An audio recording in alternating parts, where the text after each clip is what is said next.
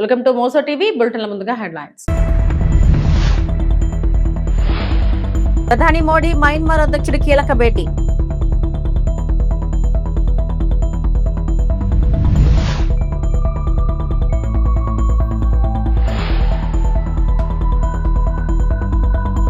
South coast railway zone కోసం నిరంతర పోరాటమే కారణం. కేంద్ర మంత్రి రామ్మోహన్ నాయుడు.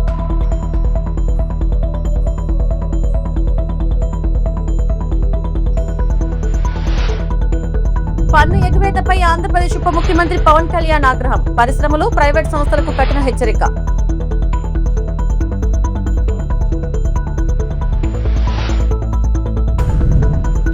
తెలంగాణపై రాజకీయాలు రుద్దొద్దు. కల్వకుంట్ల కవిత హెచ్చరిక.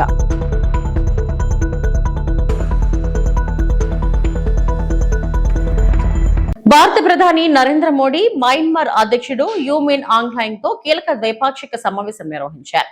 న్యూఢిల్లీలోని హైదరాబాద్ హౌస్ లో జరిగిన ఈ సమావేశంలో ఇరు దేశాల మధ్య సంబంధాలు, వాణిజ్యం, భద్రత, ప్రాంతీయ సహకారం వంటి అంశాలపై విస్తృతంగా చర్చించినట్లు సమాచారం. ప్రస్తుత అధ్యక్ష హోదాలో యూ మిన్ ఆంగ్ హ్లైంగ్ భారత్ ను సందర్శించడం ఇదే తొలిసారి కావడం విశేషం. భారత్ మయన్మార్ ద్వైపాక్షిక సంబంధాలను మరింత బలోపేతం చేయడంతో పాటు పరస్పర ప్రయోజనాలకు సంబంధించిన అంశాలపై ఇరు దేశాల నేతలు అభిప్రాయాలు పంచుకున్నారు. ప్రాంతీయ స్థిరత్వం, సరిహద్దు భద్రత, ఆర్థిక సహకారం వంటి అంశాలకు ఈ సమావేశం ప్రాధాన్యత సంతరించుకుంది. ఇరు దేశాల మధ్య స్నేహపూర్వక సంబంధాలు మరింత బలపడతాయని ఈ సందర్భంగా ఆశాభావం వ్యక్తమైంది. हैदराबाद हाउस से ये तस्वीरें आप देख रहे हैं। आपको बता दें कि म्यांमार के राष्ट्रपति भारत दौरे पर हैं। प्रधानमंत्री नरेंद्र मोदी से आज उनकी मुलाकात हो रही है हैदराबाद हाउस में, और म्यांमार के राष्ट्रपति के साथ उनका प्रतिनिधिमंडल भी भारत आया हुआ है और बहुत ही महत्वपूर्ण है प्रधानमंत्री नरेंद्र मोदी और म्यांमार के राष्ट्रपति की ये मुलाकात। आपको बता दें कि म्यांमार के राष्ट्रपति यू मिन आंग ह्लाइंग भारत यात्रा पर हैं, और भारत और म्यांमार के संबंधों की अगर हम बात करें तो न केवल रक्षा और आर्थिक क्षेत्र में बल्कि सांस्कृतिक और आध्यात्मिक रूप से भी भारत और म्यांमार के रिश्ते बेहद ही प्रगाढ़ हैं, और इन्हीं रिश्तों को और भी गहरा करने के लिहाज से भारत के प्रधानमंत्री नरेंद्र मोदी और म्यांमार के राष्ट्रपति की ये मुलाकात बहुत ही महत्वपूर्ण और खास मानी जा रही है। आपको बता दें कि म्यांमार के राष्ट्रपति ने अपनी भारत यात्रा की शुरुआत भगवान बुद्ध की ज्ञान स्थली बोध गया से की, और जो साफ तौर पर भारत की सांस्कृतिक और आध्यात्मिकता को दर्शाता है और भारत और म्यांमार के संबंधों को भी दर्शाता है। तो हैदराबाद हाउस से ये तस्वीरें हैं जहां प्रधानमंत्री नरेंद्र मोदी और म्यांमार के राष्ट्रपति के मध्य मुलाकात होनी है, द्विपक्षीय वार्ता होगी, और ये तस्वीरें साफ तौर पर भारत और म्यांमार के गहरे संबंधों के लिहाज से बहुत ही अहम और महत्वपूर्ण है। प्रधानमंत्री नरेंद्र मोदी से मुलाकात के बाद म्यांमार के राष्ट्रपति की मुलाकात भारत की राष्ट्रपति द्रौपदी मुर्मू से भी होनी है। वो राष्ट्रपति द्रौपदी मुर्मू से भी मुलाकात करेंगे, और ये तस्वीरें इस वक्त की हैदराबाद हाउस से। పేదవాడి ఇంటికెళ్లి పెన్షన్ ఇస్తే ఆనందమే వేరని ఆంధ్రప్రదేశ్ ముఖ్యమంత్రి నారా చంద్రబాబు నాయుడు ఒక్కో కుటుంబానికి 4 సంక్షేమ పథకాలు అమలు చేస్తున్నామని సీఎం చంద్రబాబు పేర్కొన్నారు. అసెంబ్లీలో మహిళలకు 33% సీట్లు ఇచ్చి రాజకీయంగా ఎదిగేలా చేస్తామని వ్యాఖ్యానించారు. రైతుల ఉత్పత్తులు ప్రపంచానికి ఎగుమతి చేసేలా చర్యలు తీసుకుంటామని తెలిపారు. గ్యాస్ ధరలు పెరిగినా మహిళలకు ఉచిత సిలిండర్లు సరఫరా చేస్తున్నామని చెప్పుకొచ్చారు. ప్రభుత్వ వ్యతిరేక ఓట్లు చేయవద్దని తాను పవన్ కళ్యాణ్ కలిశామని ప్రస్తావించారు. పింఛన్లు పెంచుతాం. పింఛన్ ఏప్రిల్ నుంచి, నేను ముఖ్యమంత్రి అయింది 12వ తారీఖు ఈ నెల, ఏప్రిల్ మే కూడా కలిపి మీ అందరికీ పింఛన్లు బకాయిలు కూడా ఇచ్చిన ఘనత ఎన్డీఏ ప్రభుత్వాన్ని. 4,000 రూపాయలు, 6,000 రూపాయలు, 10,000, 15,000 పూర్తిగా బెడ్కే పరిమితం అయితే 15,000 రూపాయలు ఇచ్చే ఏకైక ప్రభుత్వం భారతదేశంలో ఒక్క తెలుగుదేశం ఎన్డీఏ ప్రభుత్వమే. ఇంకొక పక్క ఇప్పటి వరకు 65,887 కోట్లు ఇచ్చాం. సంవత్సరానికి 32,000 కోట్లు అవుతుంది. ఒక పక్క గుంతలబడిన రోడ్లు, తాగేదానికి నీళ్లు లేని పరిస్థితి, ఇంకో పక్క అప్పులు మామూలుగా ఇచ్చేవాడు కూడా ముందుకు రాడు. అలాంటి పరిస్థితి నుంచి ఇప్పటి వరకు ఈ డబ్బులు ఇచ్చాం. సంవత్సరానికి మళ్ళీ 33,000 కోట్లు ఇవ్వాల్సి వస్తుంది, ఇస్తాం. ఇంకో పక్క మనతో సమానంగా బాగుండే రాష్ట్రాలు ఉన్నాయి, ఎవ్వరూ ఇవ్వడం లేదు. నేను ఎంత శ్రద్ధ పెట్టానంటే మొదటి తారీఖు వస్తే ఇమ్మనొచ్చు, నేను కూడా బటన్ నొక్కచ్చు, కానీ నేను నేరుగా వచ్చి ఆ పేదవాడి ఇంటికొచ్చి ఇంటి దగ్గర పింఛనిచ్చినప్పుడు నా అధికార యంత్రాంగం సరిగా పనిచేస్తున్నారా లేదా అని ఎప్పటికప్పుడు సమీక్షించినప్పుడు ఉండే ఆనందం మామూలు అప్పుడు రాదని చెప్పి కూడా నేను మీకు తెలియజేసిన. బటన్ నొక్కితే ఆ ఆనందం ఉండదు. అమరావతిలో జరిగిన కీలక సమీక్ష సమావేశంలో ఆంధ్రప్రదేశ్ ఉప ముఖ్యమంత్రి పవన్ కళ్యాణ్ పెద్ద పరిశ్రమలు, ప్రైవేట్ విద్యా సంస్థల పన్ను ఎగవేతపై తీవ్ర అసంతృప్తి వ్యక్తం చేశారు. సాధారణ ప్రజలపై పన్నుల వసూళ్ల విషయంలో కఠినంగా వ్యవహరిస్తున్నప్పటికీ భారీ పరిశ్రమలు, ప్రైవేట్ విద్యా సంస్థలు స్థానిక సంస్థలకు చెల్లించాల్సిన పన్నులను బకాయిగా ఉంచడం ఆందోళన కలిగించే అంశమని పేర్కొన్నారు. పంచాయతీరాజ్ శాఖ అధికారులతో నిర్వహించిన సమీక్షలో గ్రామ పంచాయతీల ఆదాయ వనరులపై ప్రత్యేకంగా చర్చించిన ఉప ముఖ్యమంత్రి పన్నుల ఎగువేత కారణంగా స్థానిక సంస్థలు ఆర్థికంగా నష్టపోతున్నాయని ఆవేదన వ్యక్తం చేశారు. పరిశ్రమలు, ప్రైవేట్ విద్యా సంస్థల నుంచి రావాల్సిన బకాయి పన్నులను వెంటనే వసూలు చేయాలని అధికారులను ఆదేశించారు. గ్రామ పంచాయతీలు ఆర్థికంగా బలోపేతం కావాలంటే వాటికి రావాల్సిన ప్రతి రూపాయి ఆదాయం సకాలంలో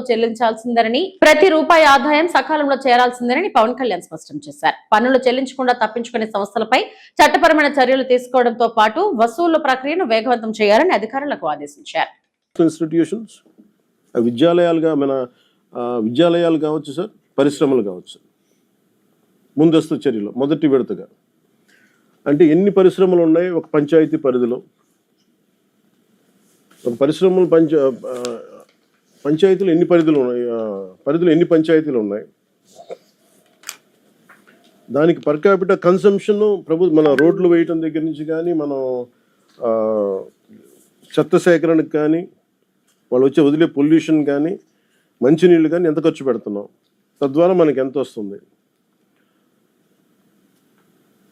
ఒక 10,000 రూపాయలు సంపాదించే ఒక ఉద్యోగి మీద కూడా భారం పెడుతున్నాం, కానీ ఒక 100 కోట్లు, 10 కోట్లు, 20 కోట్లు సంపాదించే వాళ్ళ మీద మనం అసలు సంబంధం లేకుండా ట్యాక్స్ వదిలేస్తున్నాం. I feel it is gross injustice. Even if any political leaders are doing it also it's gross injustice. అది ఎన్డీఏలో ఉన్న కూటమి ఉన్న రాజకీయ నాయకులైనా కావచ్చు. అంటే వీళ్ళు ముందు మేము అకౌంటబిలిటీ ఫిక్స్ చేసుకోకుండా మేము ఎలా మాట్లాడతాం. అందుకని దానికి అంటే ఉదాహరణకి పంచాయతీలు ఈ మధ్య నేను రివ్యూ చేస్తున్నప్పుడు ఫిల్టర్ బెడ్స్ రిపేర్లకి డబ్బులు లేవని చెప్తాను.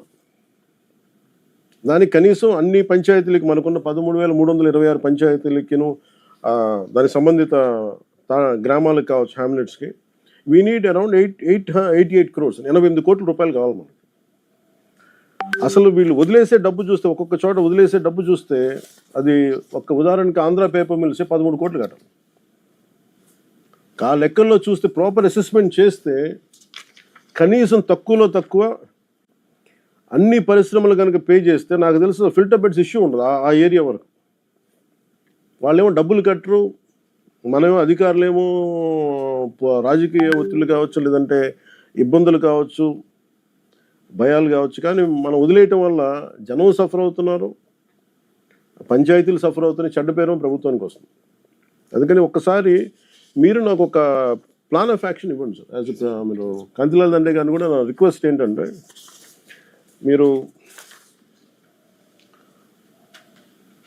ఇప్పటికీ అంటే చాలా వేగ్, ఇట్స్ నాట్ రైట్, అంటే నాట్ ఒక రైట్ ఫిగర్ కూడా కాదు, ఒక అందాజు, ఒక పెండింగ్ డ్యూస్ పరిశ్రమల నుంచే నాకున్న ఈ రిపోర్ట్ కూడా నాకు రైట్ కాదు.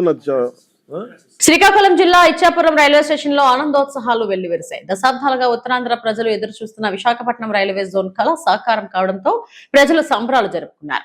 ఈ సందర్భంగా కేంద్ర మంత్రి రామ్మోహన్ నాయుడు మాట్లాడుతూ సౌత్ కోస్ట్ రైల్వే జోన్ ఏర్పాటు వెనుక అనేక సంవత్సరాల పోరాటం, ప్రజల ఆకాంక్షలు, నాయకుల కృషి ఉన్నాయని తెలిపారు.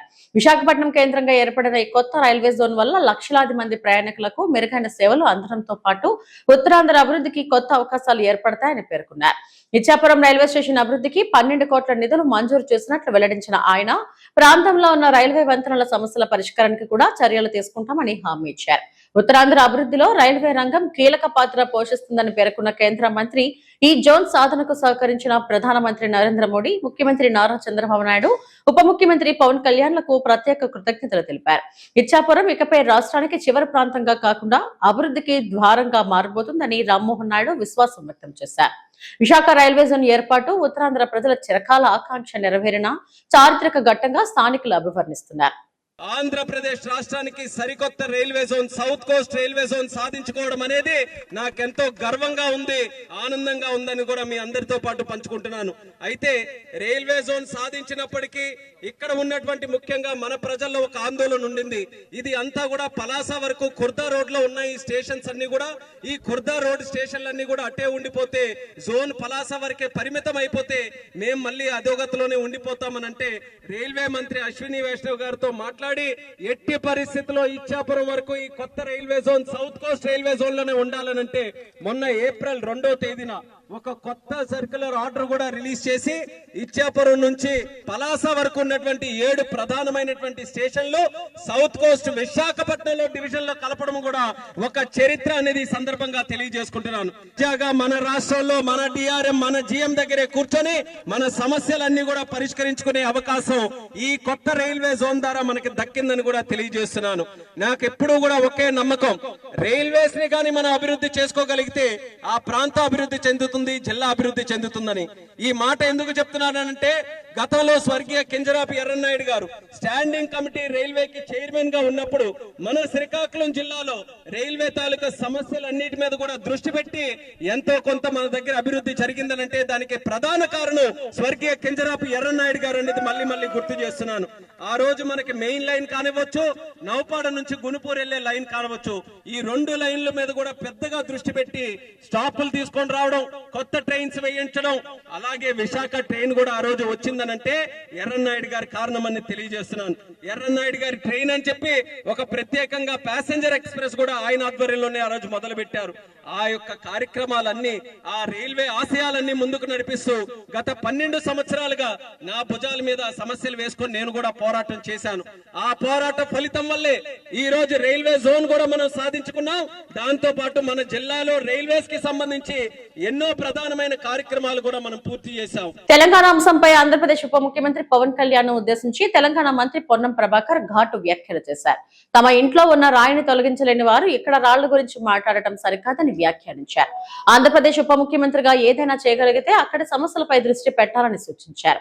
తెలంగాణలో కొత్తగా చిచ్చు పెట్టే ప్రయత్నాలను ఎవరూ సహించరని, రాష్ట్ర ప్రజల మనోభావాలను దెబ్బతీసే చర్యలను అంగీకరించబోమని స్పష్టం చేశారు. తెలంగాణ రాష్ట్ర సాధన కోసం జరిగిన ఉద్యమాన్ని ప్రస్తావిస్తూ రాష్ట్ర ఏర్పాటు సమయంలో 11 రోజుల పాటు ఆహారం తీసుకోకుండా ఉద్యమించిన నాయకులు, కార్యకర్తల త్యాగాలను గుర్తు చేశారు. తెలంగాణపై కపట ప్రేమను ప్రదర్శిస్తూ మొసలి కన్నీరు కార్చే రాజకీయాలను రాష్ట్ర ప్రజలు అంగీకరించారని మంత్రి పొన్నం ప్రభాకర్ అన్నారు. తెలంగాణ గౌరవం, ఆత్మగౌరవాన్ని కాపాడే విషయంలో ప్రభుత్వం రాజీ పడదని ఈ సందర్భంగా స్పష్టం చేశారు. గూట్ల రాయదీలనోడు ఏట్ల రాయదీస్తున్నాట. ఆంధ్రప్రదేశ్ ఉప ముఖ్యమంత్రిగా ఏమైనా చేయగలిగితే, ఏమైనా పీకగలిగితే అక్కడ చేయి. ఇక్కడికి వచ్చే నవనిర్మాణ సమితి పేరు మీద నువ్వు ఇక్కడ ఏదో చేసేటువంటి కార్యక్రమంలో ఇక్కడ ఎవడు సహించడానికి సిద్ధంగా లేడు. తెలంగాణ ఏర్పడితే 11 రోజులు అన్నం తినటువంటి వెధవాచి ఇక్కడ మా తెలంగాణ పట్ల ఏదో ముసలి కన్నీరు గారితో ఒప్పుకోం. వాస్తవంగా పవన్ కళ్యాణ్ నటుడు. అది విలన్ వేషమైనా, గుండా వేషమైనా, హీరో వేషమైనా, రౌడీజమైనా, ప్రేమించే విషయమైనా, ఎంతమందిని నిజ జీవితమా సినిమా జీవితమా ఎన్ని చేసినా దట్ ఈస్ యువర్ ఇండివిజువల్. ఈ రోజు కూడా తెలంగాణలో రెచ్చగొట్టేటువంటి విద్వేషపూరితమైన వ్యాఖ్యలు మాట్లాడడం ద్వారా తెలంగాణ వాతావరణాన్ని కలుషితం చేయాలి అనేటువంటి రేటు ఫిక్స్ చేసుకుని భారతీయ జనతా పార్టీ తోటి తెలంగాణలో ఈ నటన స్టార్ట్ చేసిండు. తెలంగాణ రక్షణ సేన అధ్యక్షురాలు కల్వకుంట్ల కవిత చేసిన వ్యాఖ్యలు రాజకీయ వర్గాల్లో చర్చనీయాంశంగా మారాయి. తెలంగాణ ఉద్యమ ఆకాంక్షలపై నిర్వహించిన రౌండ్ టేబుల్ సమావేశంలో మాట్లాడిన కవిత ఆంధ్రప్రదేశ్ రాజకీయ నాయకులపై తీవ్ర విమర్శలు చేశారు. రాష్ట్ర విభజన జరిగి 13 సంవత్సరాలు గడిచినా రాజధాని నిర్మించుకోలేని వారు తెలంగాణపై తమ రాజకీయాలను రుద్దేందుకు ప్రయత్నించవద్దని ఆమె వ్యాఖ్యానించారు. తెలంగాణ ప్రజలను అవమానించేలా మాట్లాడటం, మేధావులను లక్ష్యంగా చేసుకుని విమర్శలు చేయడం సహించబోమని హెచ్చరించారు. తెలంగాణ ప్రజల ఆత్మగౌరవాన్ని దెబ్బతీసే ప్రయత్నాలు ఎవరైనా చేసినా తెలంగాణ రక్షణ సేన మౌనంగా ఉంటుందని స్పష్టం చేశారు. హైదరాబాద్ లో నివసిస్తున్న ఆంధ్ర ప్రాంత ప్రజలు తమ వారేనని, వారిని ఎన్నో ఏళ్లుగా తెలంగాణ ప్రజలు ఆదరిస్తూ రక్షిస్తూ వస్తున్నారని కవిత పేర్కొన్నారు. తెలంగాణ ఏర్పాటుకు జరిగిన ఉద్యమం వెనుక ఉన్న ఆకాంక్షలను కాపాడుకోవడం ప్రతి ఒక్కరి బాధ్యత అని ఆమె అన్నారు. ఈ వ్యాఖ్యలు ప్రస్తుతం 2 తెలుగు రాష్ట్రాల రాజకీయాల్లో కొత్త చర్చకు దారితీశాయి. పవన్ కళ్యాణ్ గారు ఆయన మీద ప్రొఫెసర్ నాగేశ్వరరావు గారు ఒక మాట మాట్లాడారు.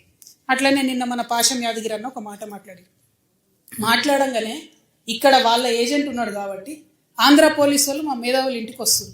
ఇట్లా చేస్తే మాత్రం ఊరుకోం, క్వశ్చనే లేదు. మాకు అన్ని రైట్స్ ఉన్నాయి, మేము అనుకున్నది మేము ఖచ్చితంగా చెప్తాం. రాజకీయంగా దమ్ముంటే దాన్ని ఎదుర్కోండి. మీ కాడ రాజధాని కట్టుకున్నాడు రాదు శాత కాదు, కానీ ఇడికి వచ్చాక తెలంగాణ నవనిర్మాణం చేస్తాడు. మా పని మేము చేసుకుంటాం, మా నిర్మాణం మేము చేసుకుంటాం, మా కథలు మేము పడతాం. రాష్ట్రం విడిపోయింది, ప్రజలు విడిపోలే. మీరు ప్రజల మధ్యలో చిచ్చు పెట్టకండి. చిచ్చు పెడితే మాట్లాడేటోళ్ళు లేరు, ఊరుకుంటోళ్ళు లేరు అనుకుంటారేమో. ఇగో ఈ జెండా రాకముందు లెక్క వేరే, ఇప్పుడు లెక్క వేరే. టీఆర్ఎస్ 2.0 ఇక్కడ, టీఆర్ఎస్ 2.0 ఇక్కడ పెట్టుకుంటే మాత్రం మంచిగా ఉండదు. ఇది వరకు ఒకసారి పెట్టుకున్నారు, రాష్ట్రం వచ్చింది. ఈసారి మూతి పనులు రాలిపడతాయి. కాబట్టి మీరు మా ప్రజల్ని తక్కువ చేసి మాట్లాడడం, మా మేధావుల మీద చేయాలనుకోవడం, లేనిపోని సాంస్కృతిక పెత్తనం మా మీద రుద్దాలనుకోవడం, మీకు అక్కడ రాజధాని కట్టుకోవడం చేతగాక మీ పొలిటికల్ పంచాయతీలను తీసుకొచ్చి మా మీద రుద్దడం. ముందు మీ రాజధాని కట్టుకోండి. మా జిహెచ్ఎంసీ ఎన్నికలలో పోటీ చేసే విషయం మీరు మళ్ళీ ఆలోచించారు. మా జిహెచ్ఎంసీలో ఇక్కడ సెటిల్ అయ్యి ఇక్కడ ఉన్నటువంటి ఆంధ్ర బిడ్డలు మా వాళ్ళు. గత 12 ఏళ్ళుగా వాళ్ళని మేము కడుపులో పెట్టుకొని కాపాడుకున్నాం.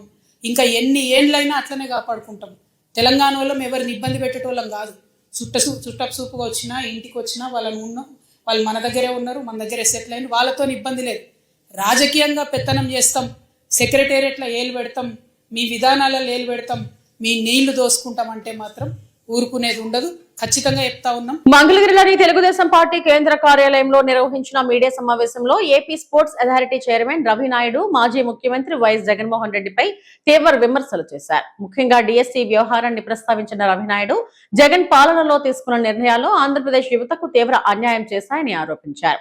ఉద్యోగాల భర్తీ విషయంలో నిర్లక్ష్యం కారణంగా వేలాది మంది నిరుద్యోగ యువకులు ఇబ్బందులు ఎదుర్కొన్నారని పేర్కొన్నారు. డిఎస్సి నియామకాల విషయంలో సరైన ప్రణాళిక లేకపోవడం వల్ల అభ్యర్థుల భవిష్యత్తు దెబ్బతిన్నదని విమర్శించారు.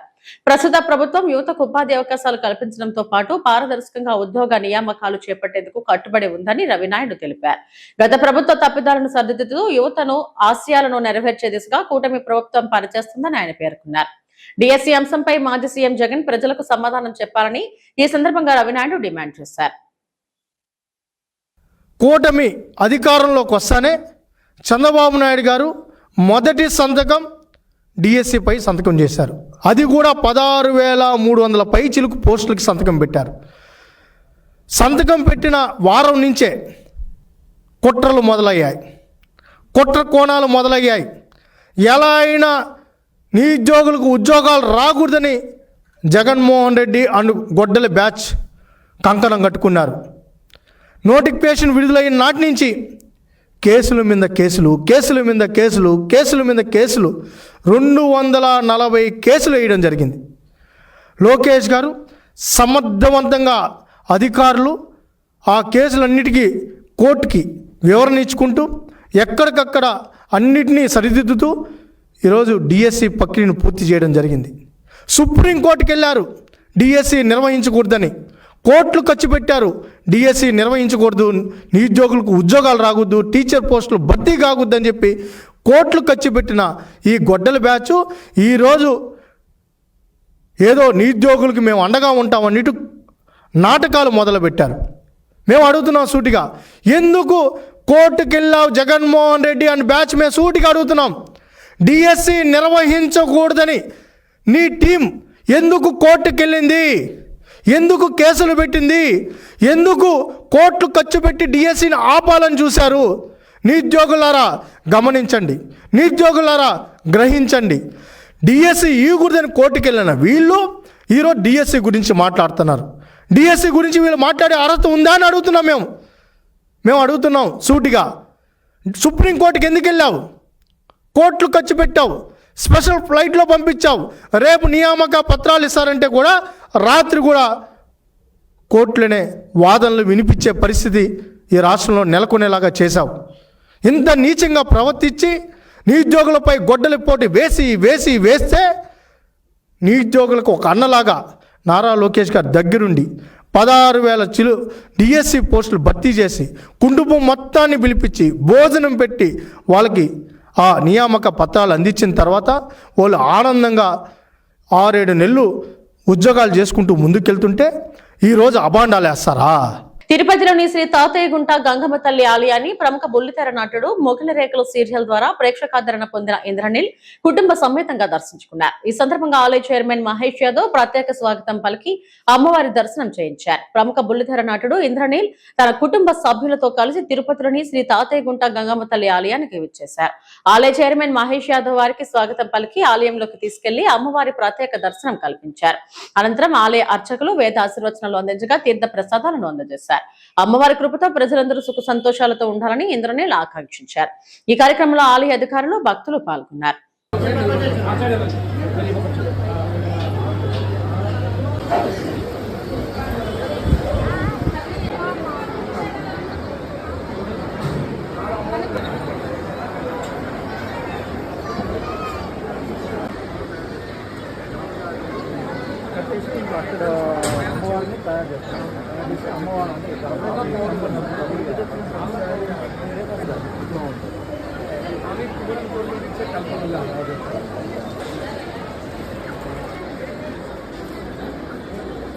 నిన్న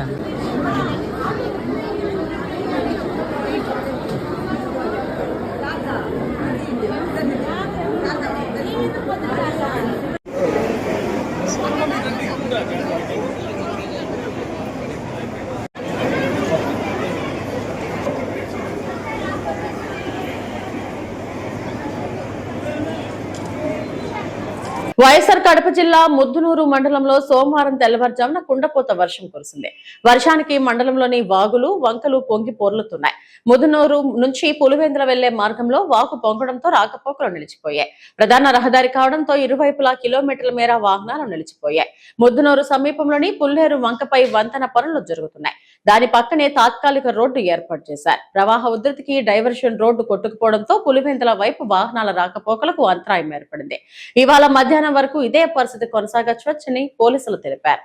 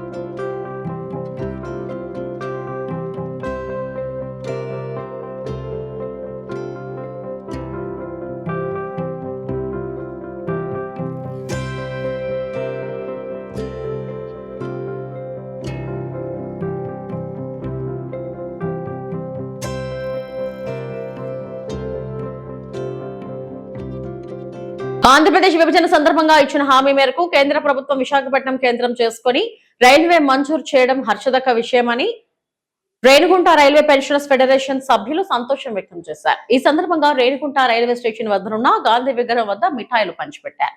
ఈ సందర్భంగా రైల్వే పెన్షనర్స్ సభ్యులు మాట్లాడుతూ బాలాజీ డివిజన్ ఏర్పాటు వలన రాయలసీమ ప్రాంతం అన్ని విధాల అభివృద్ధి చెందుతుందని సంతోషం వ్యక్తం చేశారు. ఈ కార్యక్రమంలో Renigunta railway pensioners chairman Hasan Saheb, secretary Jayant Kumar తదితరులు పాల్గొన్నారు.